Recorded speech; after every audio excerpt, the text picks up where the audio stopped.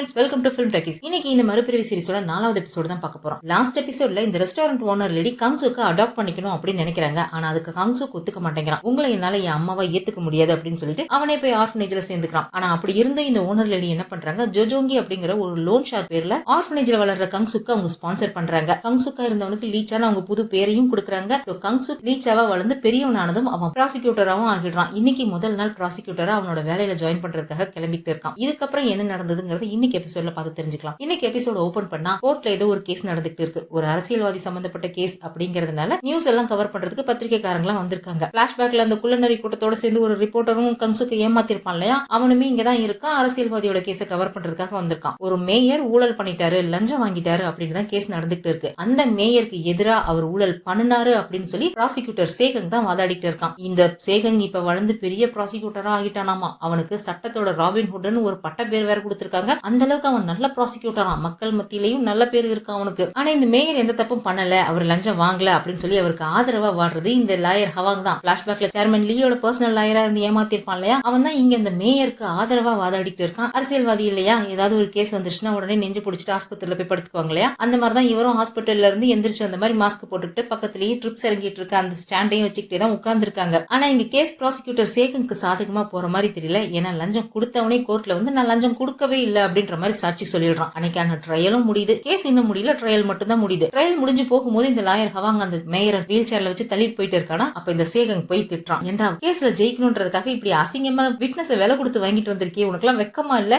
இப்படி ஒரு வெற்றி உனக்கு தேவைதானா? நீ வேணா பாத்துக்கிட்டே இரு, இந்த கேஸ்ல என்கிட்ட ஒரு சாலிடான எவிடன்ஸ் இருக்கு, அடுத்த ட்ரையல்ல கண்டிப்பா நான் ப்ரொடியூஸ் பண்ணுவேன், உன்னை நான் தோக்கடிப்பேன் பாரு அப்படின்ற மாதிரி இந்த ப்ராசிக்யூட்டர் சேகங் வந்து லாயர் ஹவாங்க மிரட்டுறான். இந்த லாயர் ஹவாங் இவங்கிட்ட ஏதோ எதிரி மாதிரியே பேசுறான். அது ஒரு மாதிரி சர்க்காசமா வேற பேசிக்கிட்டு இருக்கான். பத்தாவதுக்கு அந்த இடத்துக்கு இந்த ப்ராசிக்யூட்டர் ஜேவும் அந்த ரிப்போர்ட்டரும் வந்துடுறாங்களா, எல்லாத்தையும் ஒன்னா சேர்த்து வச்சு சர்க்காசமா திட்டிக்கிட்டு இருக்கான். நீங்க எல்லாம் நல்லவங்களாயிட்டீங்க, ஏன்னா உங்ககிட்ட நிறைய பணம் இருக்கு, உங்களுக்கு பணம் சம்பாதிக்கணும்னு அவசியம் இல்ல, பேர் சம்பாதிச்சா போதும், அதனால நீங்களா நல்லவங்களாயிட்டீங்க. நான் மட்டும் தான் கெட்டவனாவே இருக்கேன், நான் அப்பவும் கெட்டவனா தான் இருந்தேன், இப்பவும் கெட்டவனா தான் இருக்கேன், ஏன்னா என்கிட்ட அப்பயும் காசு இல்ல இப்பயும் காசு இல்ல அப்படின்ற மாதிரி ஒரு மாதிரி சர்க்காசமா பேசிட்டு போறான். இவன் ஏன் இப்படி எல்லாம் பேசிட்டு போறான், ஏன்னா இவங்க எல்லாருமே ஈக்குவலா தானே பணத்தை ஷேர் பண்ணிக்கிட்டாங்க அப்படின்னு பார்த்தா இவனுங்க எல்லாருமே கொள்ளையடிச்ச பணத்தை பத்திரமா வச்சிருக்கானுங்க. மேபி அவனுங்க வேற எதாவது இன்வெஸ்ட் பண்ணி இன்னும் கொஞ்சம் அதிகமா கூட ஆக்கி இருந்திருக்கலாம். ஆனா இந்த லாயர் ஹவாங் என்ன பண்ணிருக்கான், எல்லா பணத்தையும் சூதாட்டத்துல காலி பண்ணிருக்கான். இப்ப அவங்கிட்ட எந்த காசுமே இல்ல, பழையபடியே காசுக்காக ஒவ்வொரு கேஸா தேடி தேடி அலைஞ்சிட்டு இருக்கான் போல இருக்கு. அந்த வைத்தறிச்சல்ல தான் இவங்க கிட்ட இந்த மாதிரி பேசிட்டு போறான். ஆனா அந்த மேயரும் நல்லா நடிச்சிருந்திருக்கான். ஆம்புலன்ஸ்ல ஏறினதுமே நல்லா எந்திரிச்சு உட்காந்துக்கிறான். நேரா அந்த ப்ராசிக்யூட்டர் ஜோசம்க்கு தான் கால் பண்றான். ரெண்டு பேருக்குள்ள கனெக்ஷன் இருக்கும் போல இருக்கு, கொடுக்கல் வாங்கல் நிறைய இருக்கும் போல இருக்கு. ஐயா, உனக்கு கீழே வேலை பாக்குறவன் தானே அவன் என்ன பண்றாங்கிறது உனக்கு தெரியாதா? அவன் ஏதோ எவிடன்ஸ் வச்சிருக்கேன், அடுத்து ட்ரையல்ல ப்ரொடியூஸ் பண்ண போறேன்னு சொல்லிட்டு இருக்கான், என்ன எவிடன்ஸ் வச்சிருக்கான் அப்படின்ற மாதிரி இந்த மேயர் கேக்குறாரு. ஆனா அந்த ப்ராசிக்யூட்டர் சீஃப்க்கு தெரியவே இல்லை. எனக்கு எதுவும் தெரியலையே சார் அப்படின்ற மாதிரி சொல்லணும். இந்த ஆள் கொஞ்சம் கழுவி ஊத்தி விட்டுடுறான், இது எல்லாம் எதுக்கு இருக்கு அப்படின்ற மாதிரி. அந்த சமயத்துலதான் நம்ம கங்சுக்கான லீச்சா இங்க ப்ராசிக்யூட்டரா ஜாயின் பண்றதுக்காக வரான். இதுக்கப்புறம் நம்ம இவனை லீனே வச்சுக்குவோம். இவனோட ப்ரொஃபைல் எல்லாம் செக் பண்ணி பார்த்துட்டு இவன் ஆர்ஃபனேஜ்ல இருந்து வந்திருக்கான் அப்படின்றதெல்லாம் பார்த்துட்டு இருக்கும்போது தான் அந்த இடத்துக்கு ப்ராசிக்யூட்டர் சேகங்கும் வராரு. நீ என்ன நினைச்சிட்டு இருக்க, உன் கேஸ்ல என்ன நடக்குது, உன் டீம்ல என்ன நடக்குதுங்கிறதெல்லாம் ஒரு சீஃபா என்கிட்ட வந்து நீ ரிப்போர்ட் பண்ணவே மாட்டியா அப்படின்ற மாதிரி ப்ராசிக்யூட்டர் சீஃப் ஜோசங் சேகங்க பார்த்து திட்டிட்டு இருக்கானா. விசாரணையில சுதந்திரம்னு ஒண்ணு இருக்கு சார், என்னோட விசாரணை அப்படிதான் நடக்கும், உங்ககிட்ட நான் எல்லாத்தையும் வந்து ரிப்போர்ட் பண்ணணும்னு அவசியம் இல்ல, என்னோட இஷ்டப்படிதான் நான் விசாரணை பண்ணுவேன் அப்படின்ற மாதிரி இந்த சேகங் பதில் பேசிடுறான். அதுக்கப்புறம் இந்த சீஃப்க்கு என்ன பேசுறதுன்னே தெரியல.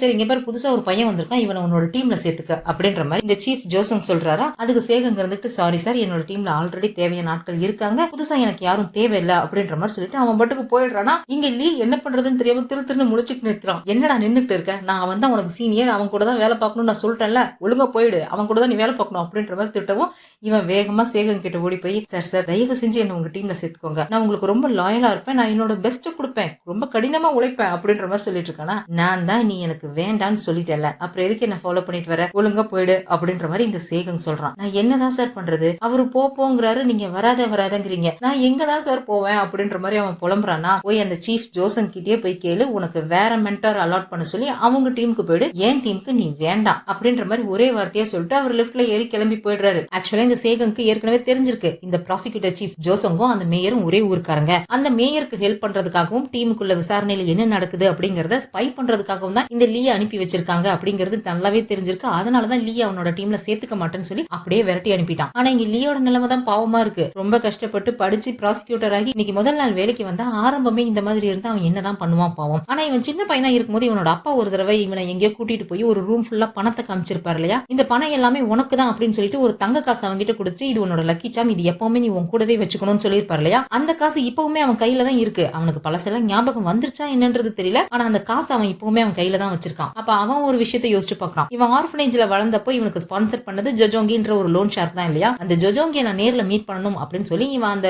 ஆர்ஃபனேஜ் ஓனர்கிட்ட போய் கேட்கறான். அதுக்கு அந்த ஆர்ஃபனேஜ் ஓனர் இருந்துட்டு நீ படிச்சு பெரிய ப்ராசிக்யூட்டர் ஆகணும், நீ ப்ராசிக்யூட்டர் ஆனா அந்த ஜொஜோங்கி உன்னை மீட் பண்றேன்னு அவரே சொன்னாரு அப்படின்ற மாதிரி சொல்றான். அந்த ஜொஜோங்கியை மீட் பண்ணணும் அப்படின்றதுக்காக தான் இவன் கஷ்டப்பட்டு படிச்சு ஃபர்ஸ்ட் ரேங்க்ல பாஸ் பண்ணி அவன் ப்ராசிக்யூட்டர் ஆகியிருந்திருக்கான். இது இவனோட கடைசி கட்டம். இந்த ப்ராசிக்யூட்டர் ட்ரைனிங்ல இவன் நல்லபடியா பாஸ் பண்ணா மட்டும்தான் இவன் நிஜமாலுமே ப்ராசிக்யூட்டர் ஆக முடியும். ஆனா ட்ரைனிங்கோட முதல் நாள் இந்த மாதிரி இருக்கே, நான் எப்படி ட்ரைனிங்க பாஸ் பண்ணுவேன் அப்படின்ற மாதிரி யோசிச்சவன், இல்லடா லீ நீ தோல்வியை ஒத்துக்க கூடாது அப்படின்னு சொல்லிட்டு வேக வேகமா திரும்ப அந்த ஆபீஸ்க்குள்ளேயே போறான். ஒரு பொண்ணு ட்ராலி ஃபுல்லா ஃபைல வச்சு அடுக்கி அங்கிருந்து தள்ளிட்டு போயிட்டு இருக்காளா. அந்த பொண்ணு கிட்ட போய் ப்ராசிக்யூட்டர் சேகங்கோட ஆபீஸ்க்கு போற ஃபைல் இது அப்படின்னு சொல்லிட்டு அந்த ஃபைல் எல்லாம் எடுத்துட்டு இவனே நேரா சேகங்கோட ஆபீஸ் ரூமுக்கு போறான். ஆனா அங்க சேகங் இல்ல, அவரோட டீம் மெம்பர்ஸ் எல்லாரும் இருக்காங்க. போய் அந்த ஃபைல குடுக்கறானா, யாரடா தம்பி நீயே அப்படின்னு சொல்லிட்டு ஒருத்தர் கேக்குறாரு. நானா சார், என் பேரு லீ, ப்ராசிக்யூட்டர் ட்ரெயினியா ஜாயின் பண்ணிருக்கேன் அப்படின்ற மாதிரி சொல்றான். பேரு கேட்டதுமே சொல்றாங்க, இப்பதான்டா கொஞ்ச நேரத்துக்கு முன்னாடி எங்களுக்கு கால் வந்துச்சு, லீன்ற பேர்ல ஒருத்தன் வருவான், வந்தானா உள்ளேயே விடாதீங்கன்னு ப்ராசிக்யூட்டர் சேகங் சொன்னாரு அப்படின்னு சொல்லிட்டு அப்படியே தூக்கிட்டு போய் வெளியில கடாசிடுறாங்க. கட் பண்ணா இந்த ப்ராசிக்யூட்டர் சேகங் இப்ப அந்த மேயரோட கேஸ விசாரணை பண்ணிட்டு இருக்கான் இல்லையா, அந்த கேஸ் சம்பந்தமா அவரோட டீம் கூட சேர்ந்து மீட்டிங் நடந்துட்டு இருக்கு. இந்த ப்ராசிக்யூட்டர் சேகங்கோட டீம்ல 4 பேர் இருக்காங்க. இந்த ஒருத்தன் இந்த சேகங்கோட ஜூனியர் ப்ராசிக்யூட்டர், அவனோட பேர் கான். அது இல்லாத 2 டிடெக்டிவ்ஸ் இருக்காங்க, டிடெக்டிவ் பார்க், டிடெக்டிவ் சாய், அப்புறம் செக்ஷன் சீஃப் யாங். இவங்க 4 பேர் தான் ப்ராசிக்யூட்டர் சேகங்கோட டீம்ல இருக்காங்க.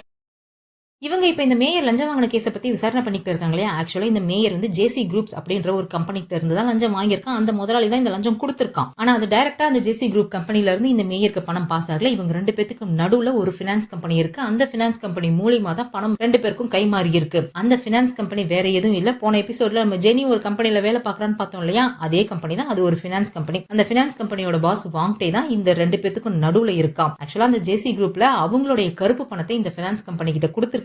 இவங்க அந்த கருப்பு பணத்தை மணி லாண்டரிங் மூலமா கருப்பை வெள்ளையா மாத்தி அரசியல் நிதி அப்படின்ற பேர்ல லீகலான முறையில அந்த மேயருக்கு கொடுத்திருக்காங்க. இப்படிதான் லஞ்சம் அங்கிருந்து இங்க போயிருக்கு. இதுக்கு நடுவுல அந்த பினான்ஸ் கம்பெனியோட பாஸ் வாங்டே தான் இருக்கான் அப்படிங்கறத இவங்க கண்டுபிடிக்கிறாங்க. இப்போ நம்ம இவங்க 2 பேத்தையும் கார்னர் பண்ணணும்னா நடுவுல இருக்கிற அந்த பினான்ஸ் கம்பெனியோட பாஸ் வாங்டேவை தான் பிடிக்கணும். அவனை தான் நம்ம கோர்ட்ல கொண்டு வந்து நிறுத்தணும். அதுக்கு அவனை பத்தி நம்ம தெரிஞ்சுக்கணும் இல்லையா. அதனால அந்த பினான்ஸ் கம்பெனில இருந்து வேலையை விட்டு தூக்கப்பட்ட எம்ப்ளாயிஸை நம்ம கண்டுபிடிக்கணும். அவங்க மூலியமா நம்ம ஏதாவது ஹெல்ப் கிடைக்குமான்னு சொல்லி பார்க்கலாம் அப்படின்ற மாதிரி தான் இவங்க மீட்டிங்ல டிஸ்கஸ் பண்ணிட்டு இருக்காங்க. எல்லாருக்கும் ஆளுக்கு ஒரு வேலையை பிரிச்சு கொடுத்துட்டு கடைசி அந்த செக்ஷன் சீஃப் யாங்னு சொல்லி ஒருத்தனை பார்த்தோம் இல்லையா, அவர்கிட்ட மிஸ்டர் யாங் இது ரொம்ப ரொம்ப சீக்கிரட்டா இருக்கணும், வெளியில போகவே கூடாது, அதனால தயவு செஞ்சு வாய்க்கு ஜிப்பு போட்டுக்கோங்க அப்படின்ற மாதிரி இந்த சேகங் சொல்றான். இல்ல சார், நான் ஜிப் எல்லாம் போட மாட்டேன், ஃபெவிகால் ஊத்தி வாயை ஊட்டிக்கிறேன், கப்பு சிப்புன்னு இருப்பேன், வெளியில சொல்லவே மாட்டேன் அப்படின்ற மாதிரி சொல்லிட்டு வேலை முடிச்சுட்டு நைட்டுக்கு வீட்டுக்கு கிளம்புறான். கார்ல ஏறினதும் பின் சீட்ல இருந்து லீ எந்திரிச்சு உட்காந்துக்கிறான். டேய் நீ எப்படா உள்ள வந்த அப்படின்னு கேட்டா, என்ன சார் கார் வச்சிருக்கீங்க, 2 உத தான் உதச்சேன், டோர் ஓபன் ஆயிடுச்சு அப்படின்ற மாதிரி சொல்லிட்டு இருக்கான். தயவு செஞ்சு இறங்கி போயிருடா அப்படின்னா, நான் உங்களுக்கு டின்னர் வாங்கி கொடுக்கலாம்னு நினைக்கிறேன் சார் அப்படின்ற மாதிரி அந்த லீ சொல்றானா.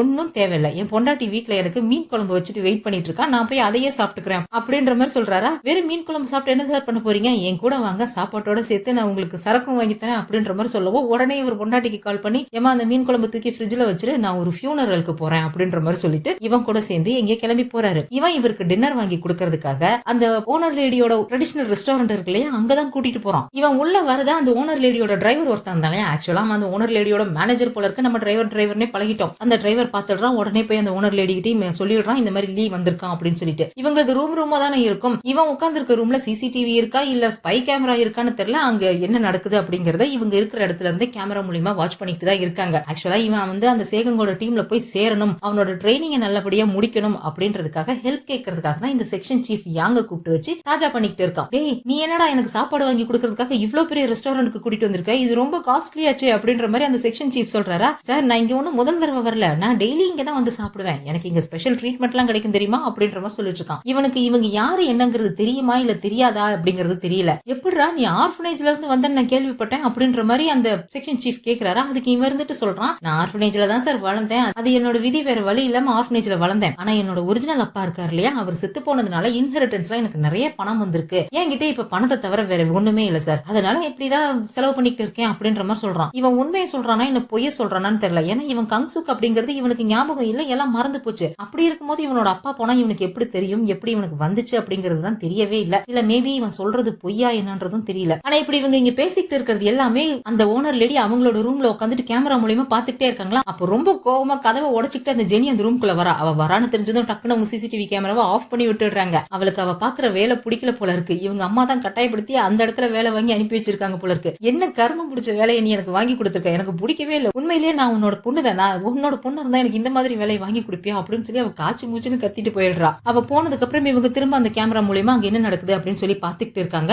லீக்காக ஸ்பெஷலா காஸ்ட்லியான ஃபுட் எல்லாம் வேற இவங்க ஃப்ரீயா அனுப்பி வைக்கிறாங்க. சார் ஒரு நிமிஷம் இருங்க, நான் பாத்ரூம் போயிட்டு வரேன் அப்படின்னு சொல்லிட்டு இந்த லீ நேரா போய் ஏடிஎம்ல இருந்து நல்லா கட்டுக்கட்டா பணத்தை எடுத்து கவர்ல போட்டு கொண்டு வந்து கொடுக்குறான். எனக்கு எப்படியாவது சேகங்கோட டீம்ல சேரணும், அதுக்கு நீங்க தான் ஹெல்ப் பண்ணணும் அப்படின்ற மாதிரி சொல்லிட்டு கொண்டு வந்து கொடுக்குறான். இந்த செக்ஷன் சீஃப் யாங்குமே இவனுக்கு ஹெல்ப் பண்றதா ஒத்துக்கிறாரு. ஆக்சுவலா இப்ப இந்த சேகங் ஒரு கேஸ் விசாரணை பண்ணிட்டு இருக்காரு. அந்த கேஸோட விசாரணையில நான் ஏதாவது ஒரு வேலையை நான் உனக்கு நான் வாங்கி தரேன், கண்டிப்பா உன்னை நான் அதுல இன்வால்வ் பண்றேன் அப்படின்ற மாதிரி ஒத்துக்கிறாங்க. ஆனா இங்க உள்ள நடக்கிறதெல்லாம் கேமரா மூலியமா இந்த ஓனர் லேடி பாத்துக்கிட்டு இருந்தாங்களே, அவங்களுக்கு ரொம்ப பெருமையா இருக்கு. இவன் ப்ராசிக்யூட்டர் ஆயிட்டான், ப்ராசிக்யூட்டர் மாதிரி பேசிக்கிட்டு இருக்கான் அப்படின்றதெல்லாம் பார்த்துட்டு ரொம்ப பெருமையோட பார்த்து சந்தோஷப்பட்டு இருக்காங்க. இங்க சேகங்கோட டீம்ல என்ன பண்றாங்க, அந்த பினான்ஸ் கம்பெனியை பத்தியும் அந்த கம்பெனியோட பாஸ பத்தியும் தெரிஞ்சுக்கணும் அப்படின்றதுக்காக கடந்த 2 வருஷத்துல அந்த கம்பெனில இருந்து வேலையை விட்டு நீக்கப்பட்டவங்களோட லிஸ்ட் எல்லாம் எடுக்கிறாங்க. அவங்க கிட்ட இருந்து ஏதாவது இன்ஃபர்மேஷன் கலெக்ட் பண்ணலாம், அவங்கள விட்னஸா கூட்டிட்டு வரலாம் அப்படின்றதுக்காக தான். ஆனா அடுத்த நிமிஷமே இந்த லிஸ்ட் அந்த ப்ராசிக்யூட்டர் சீஃப் ஜோசங் கைக்கு போகுது. அந்த ஆள் உடனே இதை அந்த லாயர் ஹவாங் கிட்டையும் அந்த மேயர் கிட்டையும் போய் போட்டு கொடுத்துடுறான். இங்க இருந்து தான் அங்க லீக் ஆகிருக்கு, எப்படி யார் மூலியமா லீக் ஆச்சு அப்படிங்கிறது தான் தெரியவே இல்ல. அதே சமயம் இங்க லீ செக்ஷன் சீஃப் யாங் கிட்ட என்ன சொல்லிட்டு இருக்கானா, வேலையை விட்டு போனவங்களால நமக்கு எந்த ஹெல்ப்பும் பண்ண முடியாது, இப்போ அந்த கம்பெனிக்குள்ள வேலை பாக்குறவங்களால மட்டும் தான் நமக்கு ஹெல்ப் பண்ண முடியும் அப்படின்னு சொல்லிட்டு இப்போ அந்த கம்பெனில யாரெல்லாம் வேலை பாக்குறாங்கன்னு செக் பண்ணி அவன் கடைசியா ஜெனியை தான் பிக் பண்றான். ஏன் இந்த பொண்ணு அப்படின்னு கேட்டா, இந்த பொண்ணு மூஞ்சியை பார்த்தாலே நல்லா தெரியுது அந்த பொண்ணுக்கு அங்க வேலை பார்க்க பிடிக்கல, வேலையில ரொம்ப ஸ்ட்ரெஸ்ல இருக்கா அப்படின்னு சொல்லிட்டு. அது மட்டும் இல்லாம கண்டிப்பா இந்த பொண்ணு ஏழையா தான் இருக்கணும், இவளுக்கு நிறைய சிப்லிங்ஸ் எல்லாம் இருக்கணும், கண்டிப்பா அவங்களுக்காக இவன் நிறைய சாக்ரிஃபைஸ் பண்ணிருக்கணும், அதனால இந்த பொண்ணு கிட்ட இருந்து நமக்கு கண்டிப்பா ஹெல்ப் கிடைக்கும் அப்படின்ற மாதிரி இவன் சொல்றானா. அது சரிடா, அந்த பொண்ணை எப்படி ஒத்துக்க வைப்ப அப்படின்ற மாதிரி கேக்குறாரு. உங்களுக்கு என்ன பத்தி தெரியாது சார், என்னால எல்லாமே பண்ண முடியும் அப்படின்னு சொல்லிட்டு ஒரு காஃபியை வாங்கிட்டு நேரா அந்த பொண்ணு முன்னாடி அவளோட ஆபீஸ்ல போய் நிக்கிறான். ஆக்சுவலா இது பினான்ஸ் கம்பெனி, நிறைய பேர் கடன் வாங்குறதுக்காக வருவாங்க இல்லையா, அப்படி கடன் வாங்குறதுக்காக வரவங்களை என்கொயரி பண்றதுதான் அங்க ஜெனியோட வேலை போல இருக்கு. இந்த ஹாஸ்பிட்டல்ல டோக்கன் எல்லாம் போட்டு டோக்கன் நம்பர் படி உள்ள அனுப்புவாங்கல்ல, அந்த மாதிரி இவ ஒவ்வொரு டோக்கன் நம்பரா கூப்பிட்டு தான் என்கொயரி பண்ணிட்டு இருக்கா. டோக்கன் நம்பர் 75 அப்படின்னு சொல்லி கூப்பிடுறா. அங்க லீ தான் வந்து நிக்கிறான் கையில காஃபியோட. நான் இங்க கடன் வாங்குறதுக்காக எல்லாம் வரல, உங்களை பாக்குறதுக்காக தான் வந்தேன், இந்த காஃபி உங்களுக்கு தான் அப்படின்னு சொல்லிட்டு அவன் அந்த காஃபி எடுத்து வைக்கிறானா. அவ பார்த்து ஒரு முறை முறைச்சிட்டு அவ பாட்டுக்கு அடுத்த டோக்கன் நம்பரை கூப்பிட்டு விட்டுடுறா. அதுக்கப்புறம் ஒரு 20 டோக்கன் கழிச்சு மறுபடியும் இவனே வந்து நிக்கிறான், மறுபடியும் ஒரு காஃபி வாங்கிட்டு வந்து நிக்கிறான். உங்ககிட்ட கொஞ்சம் பேசணும் அப்படின்ற மாதிரி சொல்றானா.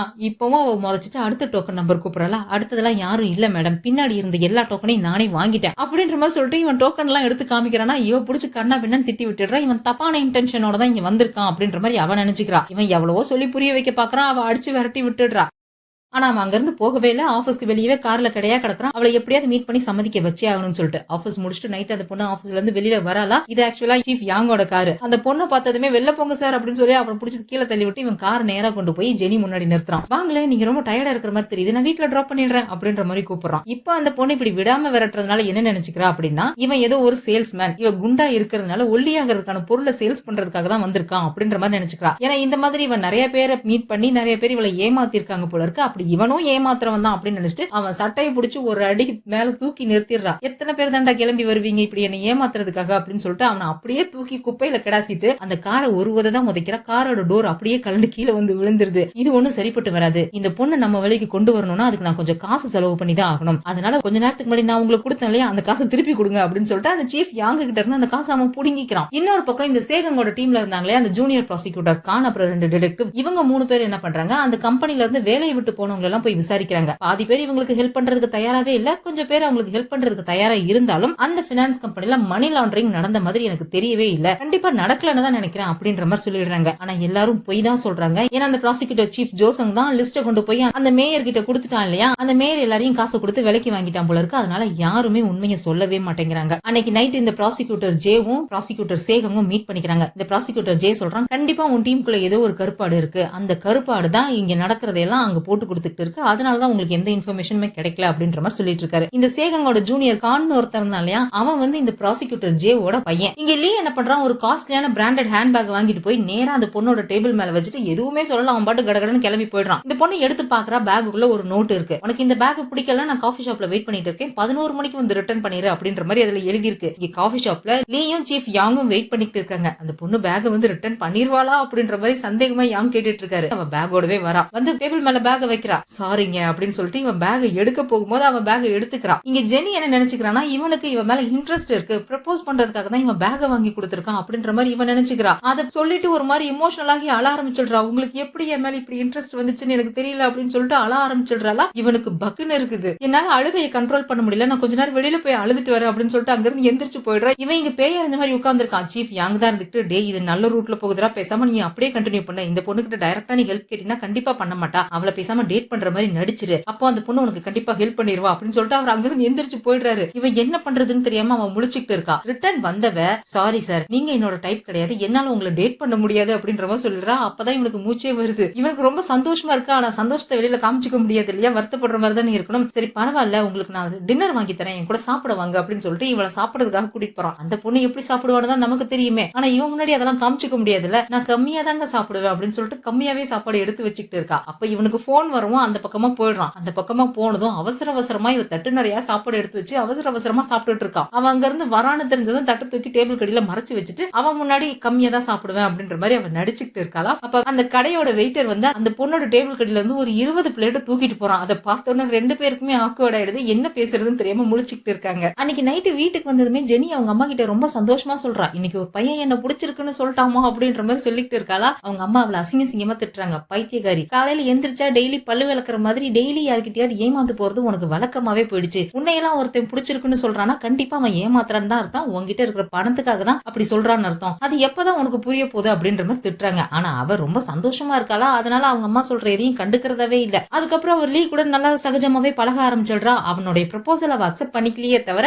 அவன் கூட டேட்டிங் எல்லாம் போக ஆரம்பிச்சிடுறா. அவன் ப்ரப்போஸ் பண்ணவே இல்ல, ஆனா இவ அப்படி நினைச்சுக்கிட்டு அவங்க கூட டேட்டிங் எல்லாம் போய்கிட்டு இருக்கா. நிறைய இடத்துல சுத்துறாங்க. கடைசியா ஒரு இடத்துக்கு பப்புக்கும் போறாங்க, அங்க கப்பலா டான்ஸும் பண்றாங்க. ஆனா 2 பேருக்குமே டான்ஸ் பண்ண வரல, ஆளுக்கு காலை மாத்தி மாத்தி மிதிச்சுக்கிட்டு இருக்காங்க. அப்போ அங்க இருக்கிறவங்க எல்லாம் அவளை ஒரு மாதிரி கிண்டல் பண்ணி விட்டுடுறாங்க. ஹிப்போ அப்படின்ற மாதிரி ஒருத்தன் சொல்லி கிண்டல் பண்ணி விட்டுடுறான். இவன் உடனே இவகிட்ட நல்ல பேர் வாங்கணும் அப்படின்றதுக்காக ஹீரோ மாதிரி போய் நின்று அவங்க கூட எல்லாம் சண்டை போட்டு அவளை காப்பாத்தி அங்க இருந்து கூட்டிட்டு வரானா. இதுல அவன் நல்லாவே இம்ப்ரெஸ் ஆயிடுறா. இவ்வளவு நாள நான் உன்னோட ப்ரப்போசல் அக்செப்ட் பண்ணிக்கவே இல்ல, இன்னைக்கு நான் அக்செப்ட் பண்ணிக்கலாம்னு நினைக்கிறேன், எனக்கும் உன்னை ரொம்ப பிடிச்சிருக்கு அப்படின்ற மாதிரி சொல்லிடுறா. இன்னொரு பக்கம் இந்த பினான்ஸ் கம்பெனியோட பாஸ் அந்த வாங்கிட்டே இருக்கான் இல்லையா, அவன் ப்ராசிக்யூட்டர் சேகங்க நேர்ல மீட் பண்ணி அவனுடைய விசாரணைக்கு ஒத்துழைப்பு கொடுக்குறேன் அப்படின்ற மாதிரி சொல்லிடுறான். சரி நாளைக்கு அவர் வர சொல்லுங்க, அவருக்கு விசாரணை பண்ணலாம் அப்படின்ற மாதிரி இந்த சேகங்கும் சொல்றான். அப்பதான் அவன் நோட் பண்றான் நாளைக்கு என்ன டேட்டுங்கிறது. ஆக்சுவலா நம்ம சேர்மன் லீயோட ஒய்ஃப் கங்சுக்கோட அம்மா பார்க் ஜெயில் தண்டனை வாங்கிட்டு அவங்கள மென்டல் ஹாஸ்பிட்டல்ல சேர்த்திருப்பாங்க இல்லையா, அவங்களுடைய தண்டனை காலம் 12 வருஷம் நாளையோட முடியுது போல இருக்கு. நாளைக்கு அவங்க ரிலீஸ் ஆக போறாங்களாம். உடனே போன் பண்ணி அவங்க எப்படி இருக்காங்க என்ன பண்றாங்க அப்படின்ற மாதிரி அவன் விசாரணை பண்ணிட்டு இருக்கான். ஆனா அவங்க முழு மென்டலாவே மாறிட்டாங்க போல இருக்கு. பாக்குற எல்லாரையுமே அவங்க நடிகை என்பின்னு நினைச்சிட்டு அவங்க பயந்துக்கிறாங்க. நடிகை என்பி வந்து இவங்களோட பையன் கங்சுக்கு தூக்கிட்டு போயிட்டா, அவங்க கிட்ட இருந்து பறிச்சுட்டா பிரிச்சுட்டா அப்படின்ற மாதிரி அவங்க பயந்துக்கிறாங்க. எல்லார்கிட்டையும் என்னோட பையன் எங்க, என் பையனை என்கிட்ட திருப்பி கொடுத்துரு என்பி அப்படின்ற மாதிரி கெஞ்சிக்கிட்டு அழுதுகிட்டு இருக்காங்க. அப்படியே கட் பண்ணி இந்த நடிகை என்பியை தான் காமிக்கிறாங்க. அவ 12 வருஷம் கழிச்சு அமெரிக்காவில இருந்து கொரியாவுக்கு ரிட்டர்ன் வரா. ஆனா ஏஞ்சலினான்னு பேரை மாத்திட்டு வரா. இவளை அந்த மேயரோட அசிஸ்டன்ட் தான் வந்து ரிசீவ் பண்ணிட்டு போறான் மேயரை மீட் பண்றதுக்காக. இவதான் அந்த நடிகை என்பிங்கிறது இங்க யாருக்குமே தெரியல. இவளை ஏஞ்சலினான்ற மாதிரி தான் அவங்க சொல்லிட்டு இருக்காங்க. இப்போ அவ பிசினஸ் பண்ணிட்டு இருக்கா போல இருக்கு. 2 வருஷத்துக்கு முன்னாடி இந்த மேயர் அமெரிக்காவுக்கு போனப்ப இவளை மீட் பண்ணானாமா, பிசினஸ் சம்பந்தமா ஏதோ பேசிக்கிட்டாங்க போல இருக்கு. மேபி இவ முன்னாடி சேர்மன் லீயை எப்படி ஏமாத்திட்டு இருந்தாலும் அந்த மாதிரி இப்ப மேயரை ஏமாத்திட்டு இருக்காளா என்னன்றது தெரியல. அப்போ இந்த மேயர் கேக்குறான், நான் 2 வருஷத்துக்கு முன்னாடி உன்னை மீட் பண்ணப்ப நீ யாரையோ பழி வாங்கணும்னு சொன்னல, யாருன்னு மட்டும் சொல்லு, உனக்காக என்னெல்லாம் பண்ணணுமோ அதை நான் பண்றேன் அப்படின்ற மாதிரி சொல்றானா. ரொம்ப தேங்க்ஸ் சார், ஆனா நான் என்னோட ரிவெஞ்ச நானே எடுக்கணும்னு நினைக்கிறேன், நானே பாத்துக்கிறேன் அப்படின்ற மாதிரி சொல்லிட்டு இருக்கா. அந்த சமயத்துல இந்த மேயருக்கு ஒரு இன்ஃபர்மேஷன் கிடைக்குது. இந்த பினான்ஸ் கம்பெனியோட பாஸ் வாங்கிட்டே ப்ராசிக்யூட்டர் சேகங்க மீட் பண்றதுக்காக நாளைக்கு போக போறான் அப்படின்ற விஷயம் தெரிய வருது. அன்னைக்கு நைட்டே இந்த பாஸ் வாங்கிட்டே அவனோட ஆபீஸ்ல இருந்து கிளம்பி வெளியில போகும்போது அவனை அட்டாக் பண்ணி யாரோ கிட்னாப் பண்ணிட்டு போயிடுறாங்க. அப்படியே கட் பண்ணா ஒரு கிரைம் ஸ்பாட்டை தான் காமிக்கிறாங்க. அங்க ஏதோ ஒரு கொலை நடந்திருக்கும் போல இருக்கு. அந்த இடத்துக்கு ரொம்ப ஸ்டைலா ஒரு பொண்ணு பைக்ல வரா. ஆக்சுவலா இந்த பொண்ணு இந்த கேஸை விசாரணை பண்றதுக்காக வந்திருக்க ப்ராசிக்யூட்டர். இந்த பொண்ணோட பேரு ஜீவா. கொலை பண்ணினது யாருன்னு தெரியாது, கொலை நடந்தது யாருக்குன்னு தெரியாது. ஏன்னா கொலை பண்ணவன் கெமிக்கலை ஊத்தி பாடியை ஒரு மாதிரி டிஸ்ட்ராய் பண்ணிருக்கான். கெமிக்கலை ஊத்தி டிஸ்ட்ராய் பண்ணதுனால இவங்களுக்கு பிங்கர் பிரிண்ட், டிஎன்ஏ, முடி சாம்பிள்னு எதுவுமே கிடைக்கவே இல்ல. கார்ல தான் அந்த பாடியை வச்சிருக்காங்க. ஆனா அந்த காரோட ரெஜிஸ்ட்ரேஷன் நம்பர்னு அந்த கார்ல இருந்து என்ன எவிடன்ஸ் எல்லாம் கிடைக்குமோ அதையுமே எல்லாத்தையுமே கிளீன் பண்ணிட்டு போயிட்டாங்க அப்படின்ற மாதிரி டிடெக்டிவ்ஸ் எல்லாம் இன்ஃபார்ம் பண்றாங்க. சரி அந்த பாடி எங்க இருக்குன்னு அதை நான் பார்க்கணும் அப்படின்ற மாதிரி ஜீவா கேக்குறாளா. வேண்டாம் மேடம், அந்த பாடியை நீங்க நேர்ல எல்லாம் பார்க்க வேணாம், போட்டோல வேணா பாத்துக்கோங்களேன் அப்படின்ற மாதிரி அந்த டிடெக்டிவ் சொல்றாங்களா. இங்க நீ ப்ராசிக்யூட்டரா நான் ப்ராசிக்யூட்டரா, நான் சொல்றத முதல்ல கேளு, பாடியை காமி அப்படின்னு சொல்லவும் காரோட டிக்கில இருக்குன்னு கொண்டு போய் காமிக்கிறாங்க. ஆனா அங்க இருக்கிற டிடெக்டிவ்ஸ் எல்லாம் அந்த பாடியை பார்க்கவே முடியல, கண்ண மூடிக்கிறாங்க, மூக்க பொத்திக்கிறாங்க. பாடி ரொம்ப மோசமான நிலைமையில இருக்கும் போல இருக்கு. ஆனா இந்த ஜீவா கொஞ்சம் கூட அருவருப்பு இல்ல, பயம் இல்ல, எதுவுமே இல்ல. அவ பாட்டுக்கு கையை வச்சு செக் பண்ணி பாத்துட்டு இருக்கா. இங்க இவங்களுக்கு எல்லாம் ரொம்ப அருவருப்பா இருக்கு, வாந்தி எடுத்துருவாங்க போல இருக்கு. ஆனா இங்க ப்ராசிக்யூட்டர் சேகன் கிட்ட அவனோட ஜூனியர் கான் வந்து சொல்றான், இந்த மாதிரி வாங்கிட்டு திடீர்னு காணாம போயிட்டாரு, எங்க போனாருன்னே தெரியல அப்படின்ற மாதிரி சொல்றான். சரி இருந்தாலும் எங்க தான் போனான்னு சொல்லி பாக்கணுமே அப்படின்னு சொல்லிட்டு இவங்க அந்த பைனான்ஸ் கம்பெனியோட சிசிடிவி கேமராவெல்லாம் செக் பண்ணி பார்க்கும்போது அந்த இடத்துக்கு லீ வந்ததும் ஜெனிக்கு காஃபி கொண்டு வந்து கொடுத்து அவளை அவன் பக்கம் இழுக்கிறதுக்கு ட்ரை பண்ணிருப்பான் இல்லையா, அது எல்லாத்தையும் அவங்க சிசிடிவில பாத்துடுறாங்க. இது லீ இல்ல, இவன் அங்க என்ன பண்றான் அப்படின்ற மாதிரி பாத்துக்கிட்டு இருக்காங்க. அப்படியே கட் பண்ணி ஜெனியை தான் காமிக்கிறாங்க. அவ ஒரு பாத்ரூம்ல நின்னுட்டு ரொம்ப பதட்டமா ஏதோ பேசுறதுக்கு பிராக்டிஸ் பண்ணிட்டு இருக்கா. ஆக்சுவலா இன்னைக்கு லீ வந்து சீஃப் யாங்க தன்னோட கசின்னு போய் சொல்லி இவளை மீட் பண்றதுக்காக வர சொல்லியிருப்பான் போல இருக்கு. பாய் ஃப்ரெண்டோட ஃபேமிலி மெம்பரை மீட் பண்ண போறோமே அப்படின்னு சொல்லிட்டு அவ பதட்டத்தோட எப்படி பேசுறது அப்படின்ற மாதிரி இவ பிராக்டிஸ் பண்ணிட்டு இருக்கா. பிராக்டிஸ் எல்லாம் முடிச்சுட்டு பாத்ரூமை விட்டு வெளியில வரும்போது வெளியே லீ பேசுற சத்தம் கேக்குது. இவன் இங்க என்ன பேசிக்கிட்டு இருக்கான் அப்படின்னு சொல்லி இவ மறைஞ்சு நின்னு கேட்டுட்டு இருக்கா. இந்த லீ அந்த சீஃப் யாங்க கிட்ட தான் பேசிக்கிட்டு இருக்கான். இன்னைக்கு எப்படியாவது நம்மளோட வேலையை முடிச்சிடணும், நம்மளோட வேலை முடிஞ்சதுக்கு அப்புறம் நான் அவளோட முகத்தை கூட பார்க்க விரும்பல, அவளெல்லாம் போய் யாரு டேட் பண்ணுவாங்க, எவ்வளவு அசிங்கமா இருக்கா, குண்டா இருக்கா அப்படின்னு சொல்லிட்டு அவன் ரொம்ப ரொம்ப மட்டமா அவளை பாடி ஷேமிங் பண்ற மாதிரி அருவருப்பாவே பேசி விட்டுடுறான். இது எல்லாத்தையுமே அவ கேட்டுடுறா, அங்கேயே உட்கார்ந்துட்டு அழுதுட்டு இருக்கா. ஆனா இங்க லீயும் யாங்கும் இவளுக்காக போய் ஒரு ரெஸ்டாரண்ட்ல வெயிட் பண்ணிட்டு இருக்காங்க. இவ அழுது முடிச்சுட்டு அங்க வரா. அங்க அவங்க பாட்டுக்கு கேஷுவலா ஒண்ணுமே தெரியாத மாதிரி இவன் ஹாய் அப்படின்ற மாதிரி சொல்றானா. ரெஸ்டாரண்டோட வாசல்லயே ஒரு பெரிய சைஸ் கேக் ஒண்ணு அங்க வச்சிருக்காங்க. அந்த கேக்க கையில எடுத்துக்கிட்டு டே இருடா ஒண்ணு அப்படின்னு சொல்லிட்டு அவன் மூஞ்சி மேலே அந்த கேக் அடிக்கிறதுக்காக தூக்கிட்டு ஓடிட்டு இருக்கா. இதோட இந்த எபிசோட் முடியுது. இதுக்கப்புறம் என்ன நடந்ததுங்கிறது அடுத்த எபிசோட்ல பார்த்து தெரிஞ்சுக்கலாம். இந்த வீடியோ பிடிச்சா லைக் பண்ணிடுங்க, அப்படியே ஃப்ரெண்ட்ஸ்க்கு ஷேர் பண்ணிடுங்க, மறக்காம ஹை பெயின் தட்டி விட்டுட்டு ஃபிலிம் டாக்கீஸ்க்கு சப்ஸ்கிரைப் பண்ணிடுங்க. அடுத்த எபிசோட்ல சந்திக்கலாம். பாய்.